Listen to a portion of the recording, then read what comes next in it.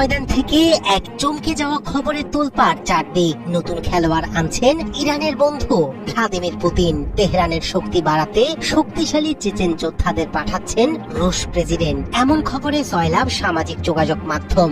Chechen নেতা রমজান কাদির গেল সপ্তাহে বলেছিলেন আমেরিকার বিরুদ্ধে ইরানকে সহযোগিতা করা উচিত। সিরিয়ার যুদ্ধে রাশিয়ার হয়ে অংশ নেয়া ইসলামিক আদর্শে দীক্ষিত সুন্নি চেচেনরা শিয়া প্রধান ইরানের পাশে দাঁড়িয়ে যুদ্ধকে ধর্মীয় ও কৌশলগত আকার দেবে বলে মনে করছেন অনেকেই।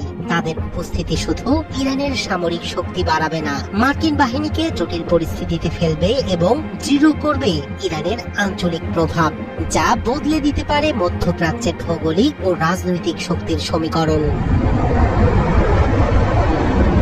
মধ্যপ্রাচ্যের তীব্র উত্তেজনার মধ্যে এবার খবর এসেছে ইরানের পক্ষে সরাসরি যুদ্ধে যোগ দিতে প্রস্তুত রাশিয়ার ঘনিষ্ঠ মিত্র চেচেন যোদ্ধারা। সিরিয়ার গৃহযুদ্ধে এই যোদ্ধাদের ভূমিকা ছিল তাৎপর্যপূর্ণ। বাশার আল আসাদকে রক্ষা করতে রাশিয়ার নির্দেশে এবং ইরানের সমর্থনে লড়েছে তারা। সেটিকে মুসলিম যোদ্ধাদের মাধ্যমে ইসলামী স্বার্থ রক্ষা হিসেবে বিবেচনা করে ইরান, যা আঞ্চলিক প্রভাব ও সামরিক প্রস্তুতিতে তাদের অবস্থান শক্তিশালী করে। ইউক্রেন যুদ্ধে রাশিয়ার হয়ে বড় ভূমিকা রাখছে রমজান কাদিরভের চেচেন যোদ্ধারা। তাদের আখমাত স্পেশাল ফোর্সের মতো ইউনিটগুলো কাজ করে রাশিয়ার প্রতিরক্ষা মন্ত্রণালয়ের অধীনে। সম্প্রতি ইসরায়েলের ইরান বিরোধী হামলার জবাবে রাশিয়ার বড় আকারের সামরিক প্রস্তুতির আহ্বান জানিয়েছেন চেচেন নেতা রমজান কাদিরভ। এটি ইরানের প্রতি তাদের সমর্থন প্রদর্শনের অংশ।